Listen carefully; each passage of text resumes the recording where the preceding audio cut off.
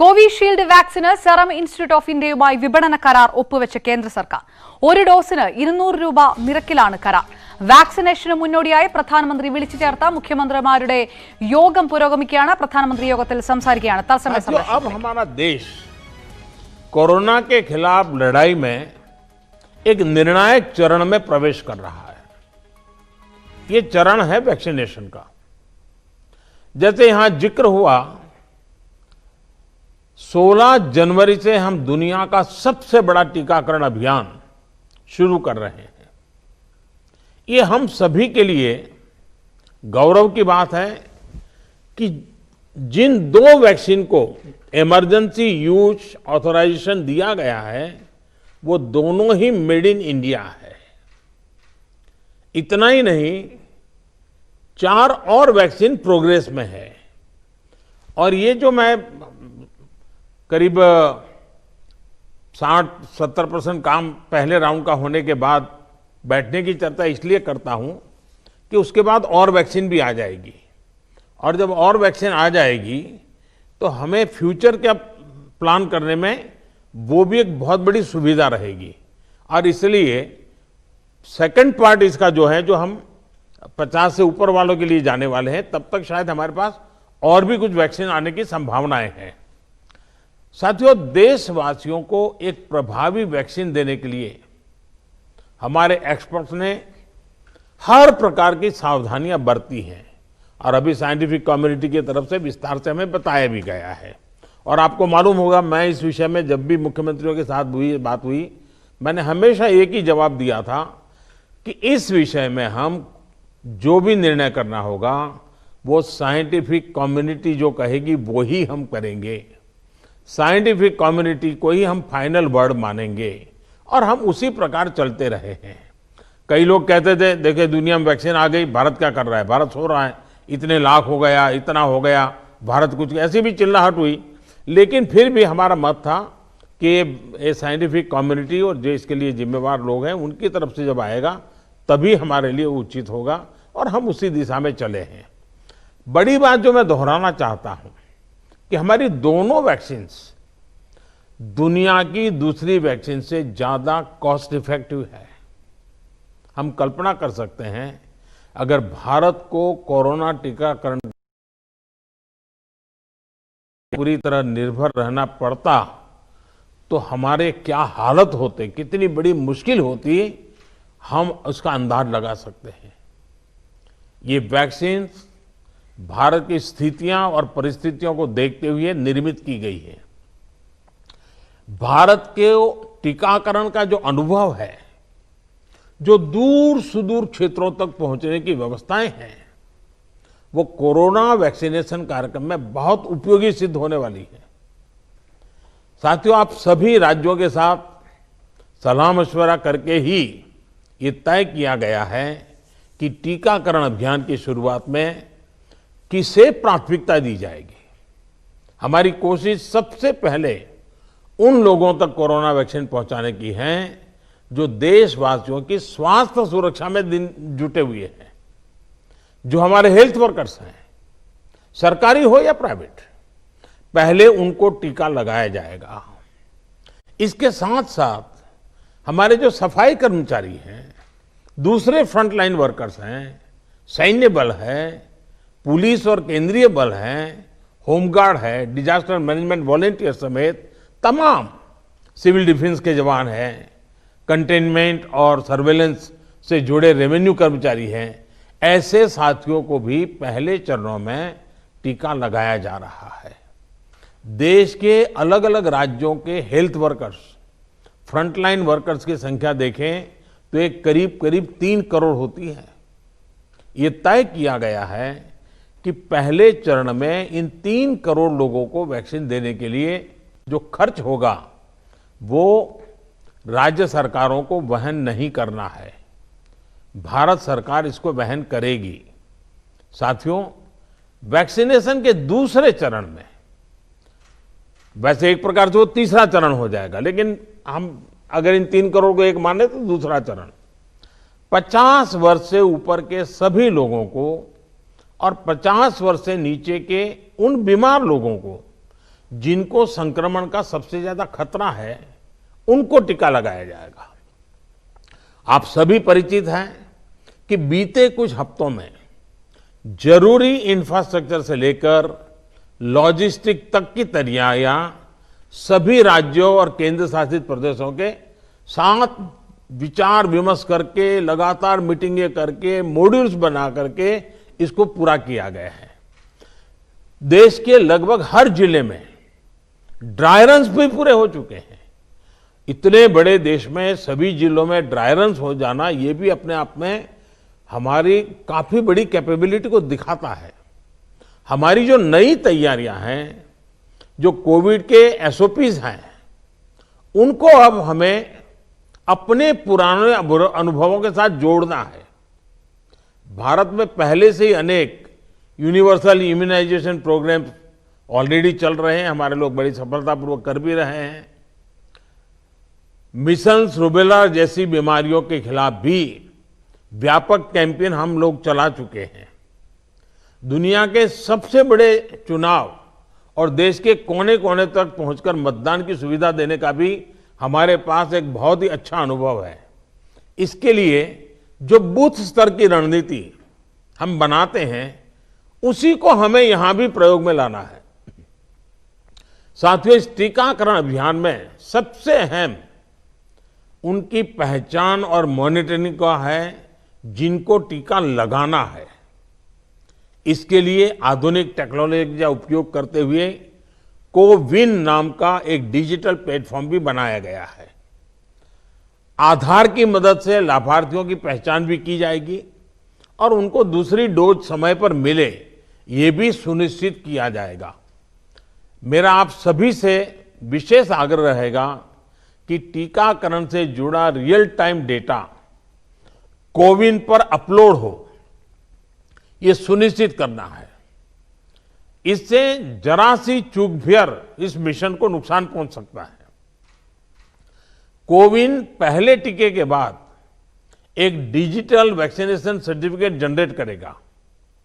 लाभार्थी को यह सर्टिफिकेट टीका लगाने के बाद डिजिटली तुरंत देना जरूरी है, ताकि उसे सर्टिफिकेट लेने के लिए फिर ना आना पड़े।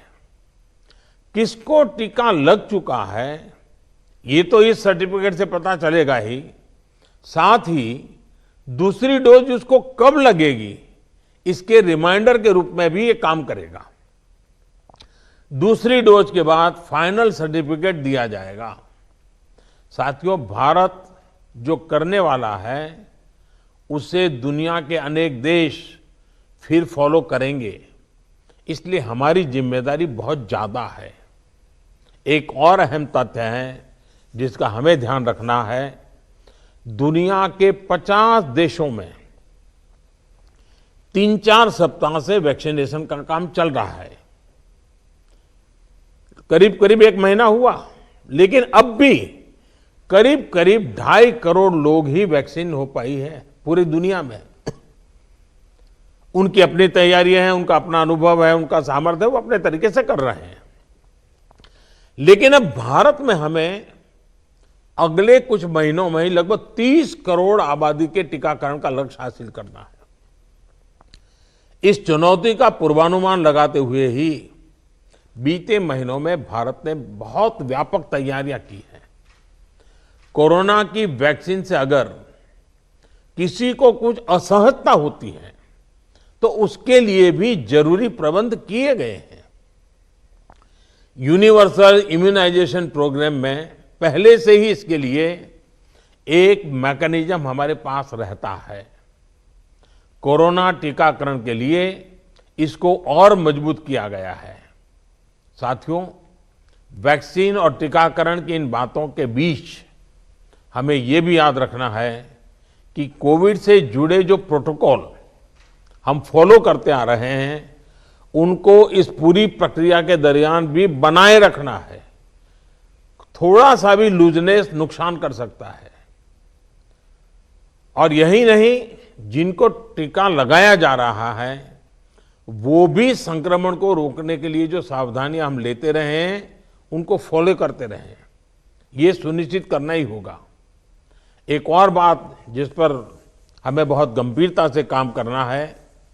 हर राज्य, हर केंद्र शासित प्रदेश को ये सुनिश्चित करना होगा कि अफवाहों पर, वैक्सीन से जुड़े अपप्रचार को कोई हवा न मिले।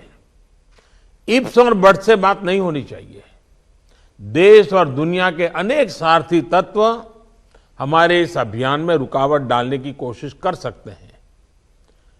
कॉरपोरेट कंपटीशन भी इसमें आ सकती है, कंट्री का प्राइड के नाम से भी आ सकता है, बहुत सी चीजें हो सकती हैं। ऐसी हर कोशिश को देश के हर नागरिक तक सही जानकारी पहुंचाकर हमें नाकाम करना है।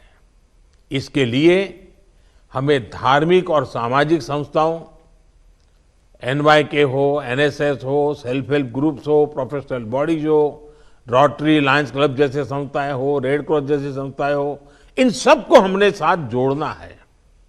जो हमारी रूटीन स्वास्थ्य सेवा है, जो दूसरे टीकाकरण अभियान, वो भी ठीक से चलते रहें, इसका भी हमने ध्यान रखना है। क्योंकि हमें मालूम है कि हम 16 को शुरू कर रहे हैं, लेकिन हमारी 17 को एक रूटीन वैक्सीन का भी डेट है। तो इसलिए हमारा जो रूटीन वैक्सीन का काम चलता है वो भी कहीं डैमेज नहीं होना चाहिए। आखिरी में एक और गंभीर विषय के बारे में आपसे जरूर बात करना चाहता हूं। देश के 9 राज्यों में बर्ड फ्लू की पुष्टि हुई है। ये राज्य हैं केरला, राजस्थान, हिमाचल प्रदेश, गुजरात, हरियाणा, उत्तर प्रदेश, मध्य प्रदेश, दिल्ली और महाराष्ट्र। बर्ड फ्लू से निपटने के लिए पशुपालन मंत्रालय द्वारा कार्य योजना बनाई गई है, जिसका तत्परता से पालन आवश्यक है। इसमें डिस्ट्रिक्ट मजिस्ट्रेट की भी बड़ी भूमिका है। मेरा आग्रह है कि प्रभावित राज्यों के मुख्यमंत्री साथी भी मुख्य सचिवों के माध्यम से सभी डिस्ट्रिक्ट मजिस्ट्रेट का मार्गदर्शन करें। जिन राज्यों में अभी बर्ड फ्लू नहीं पहुंचा है, वहां की राज्य सरकारों को भी पूरी तरह सतर्क रहना होगा। हमें सभी राज्यों, स्थानीय प्रशासन को वाटर बॉडीज के आसपास, पक्षी बाजारों में, जू में, पोल्ट्री फार्म इत्यादि पर निरंतर निगरानी रखनी है, ताकि पक्षियों के बीमार होने की जानकारी प्राथमिकता पर मिले। बर्ड फ्लू की जांच के लिए जो लेबोरेटरीज हैं, वहां समय पर सैंपल भेजने सही स्थिति का जल्दी पता लगेगा और स्थानीय प्रशासन भी उतनी ही तेजी से कार्रवाई कर पाएगा। वन विभाग हो, स्वास्थ्य विभाग, पशुपालन विभाग के बीच जितना अधिक कोऑर्डिनेशन होगा, उतनी ही तेजी से हम बर्ड फ्लू के नियंत्रण में सफल होंगे। बर्ड फ्लू को लेकर लोगों में अफवाहें न फैलें, इसे भी हमें देखना होगा। मुझे पूरा विश्वास है कि हमारे एकजुट प्रयास हर चुनौती से देश को बाहर निकालेगा। मैं फिर एक बार आप सबका बहुत आभारी हूं और 60% काम होने के बाद हम दोबारा एक बार बैठ करके रिव्यू करेंगे। उस समय जरा विस्तार से भी बात करेंगे और तब तक कुछ नई वैक्सीन आ जाए तो उसको भी हम संज्ञान में लेकर के आगे की अपनी रणनीति बनाएंगे। बहुत बहुत धन्यवाद आप सबका।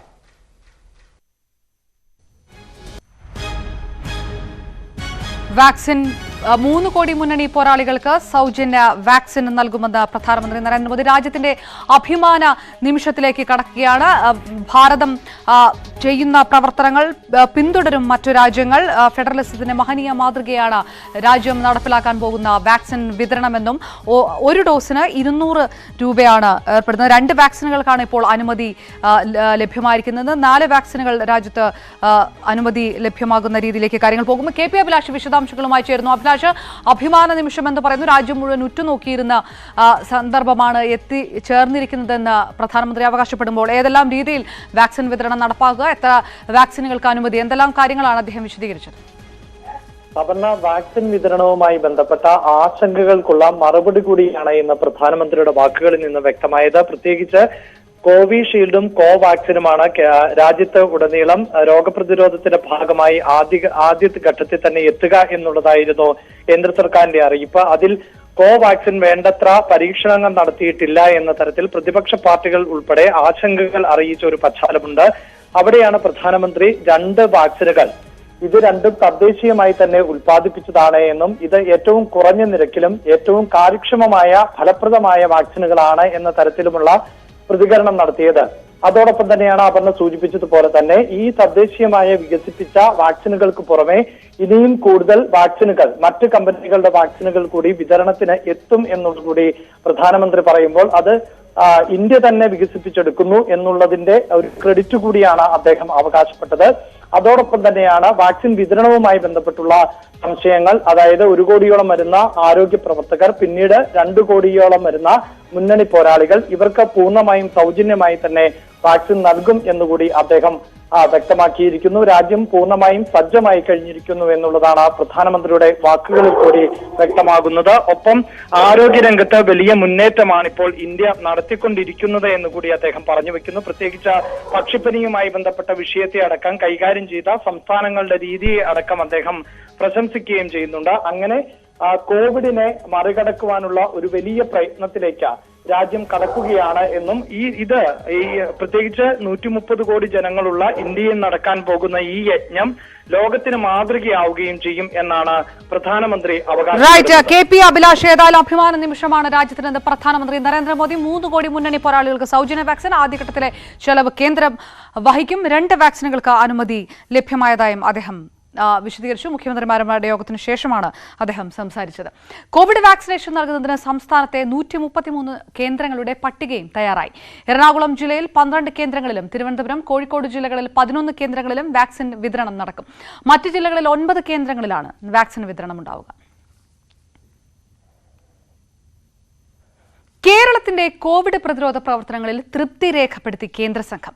ഇപ്പോഴത്തെ കോവിഡ് വ്യാപനത്തിൽ അസ്വാഭാവികതയില്ലെന്നും വ്യാപനം താമസിപ്പിക്കാനായത് വിജയമാണെന്നും ആരോഗ്യമന്ത്രി പറഞ്ഞു. പക്ഷിപ്പനി നിയന്ത്രിച്ചതിലും കേന്ദ്ര സംഘം തൃപ്തി അറിയിച്ചു. കൃഷി നിയമം നടപ്പാക്കുന്നത് കേന്ദ്രം നിർത്തിവെച്ചില്ലെങ്കിൽ കോടതിക്ക് അത് ചെയ്യേണ്ടി വരുമെന്ന് സുപ്രീം കോടതി. കർഷക സമരം കൈകാര്യം ചെയ്ത രീതിയിൽ കേന്ദ്രത്തോട് കോടതി അതൃപ്തി അറിയിച്ചു. കർഷകരുടെ ആശങ്കകൾ പരിഹരിക്കാൻ വിദഗ്ധ സമിതി രൂപീകരിക്കണമെന്നും കമ്മിറ്റി റിപ്പോർട്ട് സമർപ്പിക്കുന്നതുവരെ നിയമങ്ങൾ സ്റ്റേ ചെയ്യണമെന്നും കോടതി പരാമർശിച്ചു. ഇടക്കാല ഉത്തരവ് ഉടനുണ്ടാകും. കേന്ദ്ര സർക്കാരിന്റെ കർഷക നിയമത്തിനെതിരായ സുപ്രീം കോടതി ഇടപെടലിനെ സ്വാഗതം ചെയ്ത മന്ത്രി വി.എസ്. സുനിൽകുമാർ. കർഷകരുടെ ജനാധിപത്യ സമരത്തെ അട്ടിമറിക്കാനുള്ള ശ്രമമാണ് കേന്ദ്ര സർക്കാർ നടത്തുന്നത്. ഈ ഘട്ടത്തിൽ സുപ്രീം കോടതി നിലപാട് ആശ്വാസം നൽകുന്നതാണെന്നും മന്ത്രി പറഞ്ഞു. ഇന്ത്യൻ സമ്പദ്ഘടന നിർണായക സമയങ്ങളിലൂടെ കടന്നുപോകവെയാണ് ആത്മനിർഭർ ഭാരതത്തിലുള്ള ആഹ്വാനമുണ്ടാകുന്നത്. ITC നെറ്റ്വർക്ക് 18 സംരംഭമായ സ്വാഭിമാൻ ഭാരതിലൂടെ ആത്മനിർഭർ ഭാരത് പദ്ധതിയുടെ സഹായത്തോടെ കൈവരിച്ച നേട്ടങ്ങൾ ഞങ്ങൾ നിങ്ങളുടെ മുന്നിലേക്ക് എത്തിക്കുകയാണ്. ഇത്തരമൊരു വിജയകരമായ പ്രവർത്തനമാണ് ജലത്തിന്റെ ആവശ്യമില്ലാതെ ഉപയോഗിക്കാവുന്ന ഷാംപൂവിന്റെയും ഷവർ ജെല്ലിന്റെയും നിർമ്മാണം.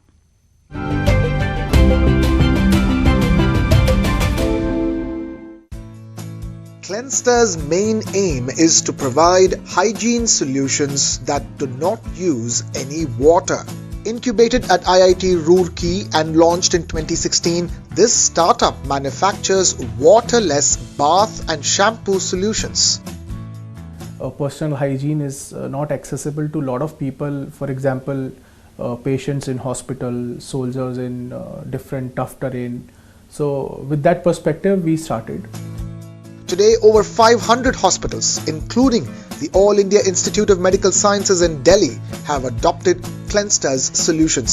Clenster's products are mandated by India's defense forces to be used by soldiers in Siachen, Ladakh and other remote places. Hundreds of rural women are also earning their livelihood by making Clenster's products.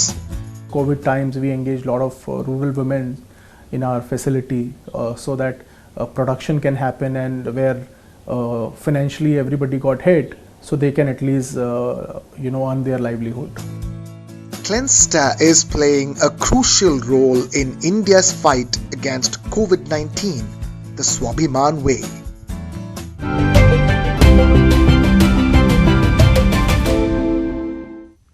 കൂടുതൽ വാർത്തകൾക്ക് മുമ്പ് ഇടവേള.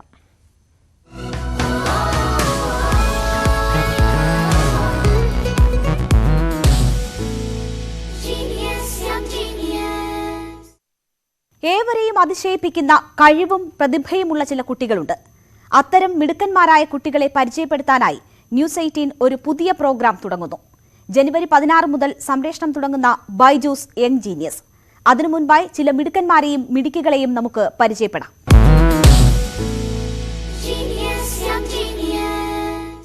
ഇത് കൗടില്യ. രാജ്യത്തെ ആദ്യ Google boy ആയാണ് കൗടില്യ അറിയപ്പെടുന്നത്. പൊതുവിജ്ഞാനത്തിലെ അറിവാണ് കൗടില്യയ്ക്ക് ഈ പേര് നേടിക്കൊടുത്തത്. 5-ാം വയസ്സ് മുതൽ ഏത് രാജ്യത്തെക്കുറിച്ചോ ക്വാണ്ടം ഫിസിക്സിനെ കുറിച്ചോ ഉള്ള ചോദ്യങ്ങൾക്ക് ഈ ബാലൻ മറുപടി നൽകുമായിരുന്നു. 13 വയസ്സുള്ള കൗടില്യ 2020-21 ഗ്ലോബൽ ചൈൽഡ് പ്രൊഡിജി അവാർഡിനും അർഹനായി.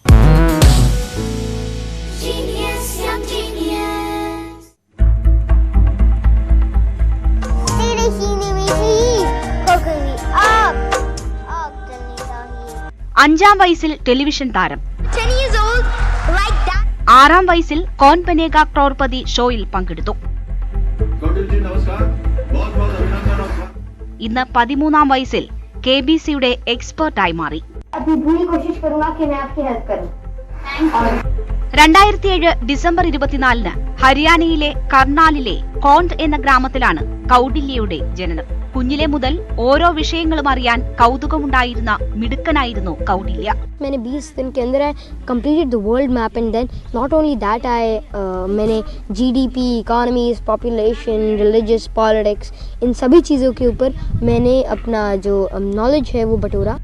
नई नई चीज़ें मैं देखता हूँ, मेरे फील्ड ऑफ इंटरेस्ट चेंज होते हैं. कभी मैं एस्ट्रोनॉमी पढ़ता हूँ, कभी जियोग्राफी, कभी जनरल नॉलेज, कभी क्वांटम मैकेनिक्स, कभी साइंसेस. ऐसे में अलग अलग फील्ड्स के बारे में नॉलेज इकट्ठा करता हूँ. अब बेसिकली वो एक साइंस का स्टूडेंट है और अंतरिक्ष में उसकी अच्छी रुचि है और क्वांटम फिजिक्स से या इस टाइप की जो चीजें हैं उसमें उसकी अच्छी पकड़ हो चुकी है.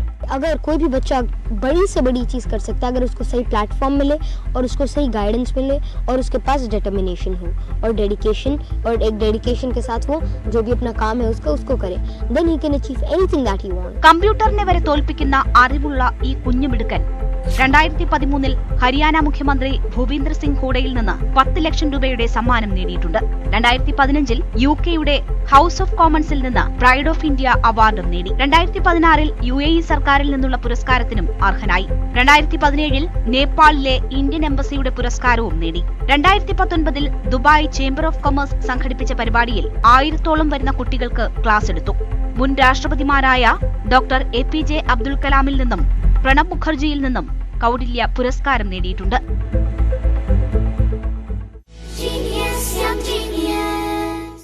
കല, കായികം, വിദ്യാഭ്യാസം പല മേഖലകളിലും മിടുക്കരായ കുട്ടികൾ നമുക്ക് ചുറ്റിലുമുണ്ട്.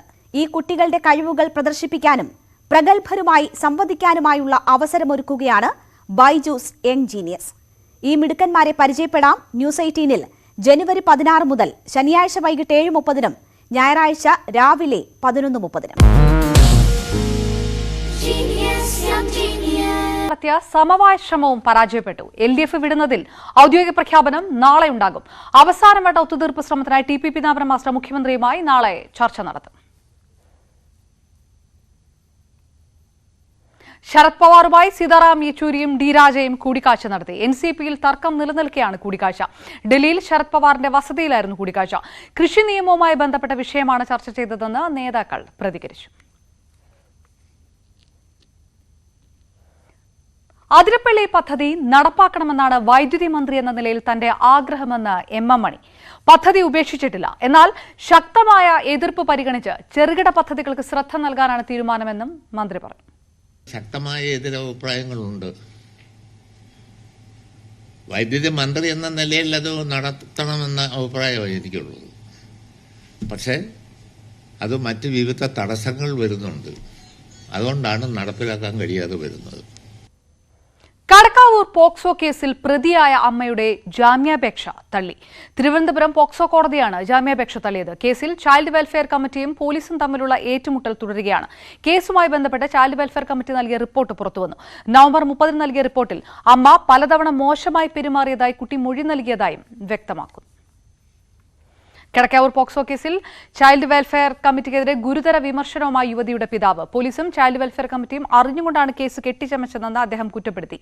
നീതി ആവശ്യപ്പെട്ട് യുവതിയുടെ പിതാവ് മുഖ്യമന്ത്രിക്കും DGPക്കും മനുഷ്യാവകാശ കമ്മീഷനും പരാതി നൽകി. ഞങ്ങളത് വന്നത്, പക്ഷേ ജാമ്യം കൊടുത്തില്ല. ഞങ്ങൾ നാളെ രാവിലെ ഹൈക്കോടതിക്ക് പോകും. ചൈൽഡ് വെൽഫെയർ കമ്മിറ്റി അറിയാതെ ഞങ്ങൾ അവിടെ വരില്ലല്ലോ.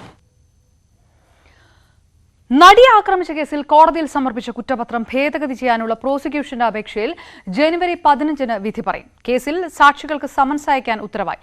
21 മുതൽ സാക്ഷികളുടെ വിസ്താരം പുനരാരംഭിക്കും.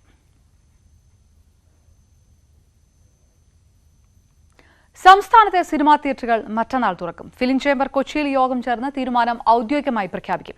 സംസ്ഥാനത്തെ സിനിമാ തിയേറ്ററുകൾ ഉടൻ തുറക്കാനുള്ള തീരുമാനം മുഖ്യമന്ത്രി പിണറായി വിജയനുമായി സിനിമാ സംഘടനാ ഭാരവാഹികൾ നടത്തിയ കൂടിക്കാഴ്ചയിലാണ് ഉണ്ടായത്. സിനിമാ സംഘടനകൾ മുന്നോട്ട് വെച്ച പ്രധാനപ്പെട്ട ആവശ്യങ്ങൾ സർക്കാർ അംഗീകരിച്ചു.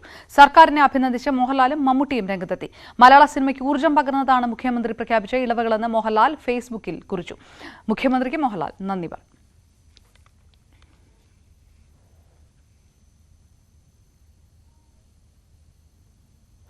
സിഡ്നി ടെസ്റ്റിൽ ഇന്ത്യക്ക് വീരോചിത സമനില. ഹനുമ വിഹാരി അശ്വിൻ കൂട്ടുകെട്ടിന്റെ ചെറുത്തുനിൽപ്പാണ് ഇന്ത്യക്ക് തുണയായത്. ആദ്യ ഇന്നിംഗ്സിൽ സെഞ്ചുറി നേടിയ സ്റ്റീവ് സ്മിത്താണ് മാൻ ഓഫ് ദ മാച്ച്. 4ാം ടെസ്റ്റ് ജനുവരി 15 മുതൽ ബ്രിസ്ബെയിനിൽ നടക്കും. വിരാട് കോഹ്ലി അനുഷ്ക ശർമ്മ ദമ്പതികൾക്ക് പെൺകുഞ്ഞ്. ഇന്ന് ഉച്ചയ്ക്കാണ് അനുഷ്ക പെൺകുഞ്ഞിന് ജന്മം നൽകിയത്. അനുഷ്കയും കുഞ്ഞും സുഖമായിരിക്കുന്നതായും എല്ലാവരുടെയും പ്രാർത്ഥനകളും സ്നേഹത്തിനും നന്ദിയെന്നും കോഹ്ലി അറിയിച്ചു. സ്വകാര്യത മാനിക്കുമെന്ന് പ്രതീക്ഷിക്കുന്നതായും കോഹ്ലി സാമൂഹിക മാധ്യമങ്ങളിലൂടെ അറിയിച്ചു. ന്യൂസ് അപ്ഡേറ്റ് പൂർണ്ണമാകുന്നു. കൂടുതൽ വാർത്തകൾക്കും വിശദാംശങ്ങൾക്കും കാണുക മലയാളം.news18.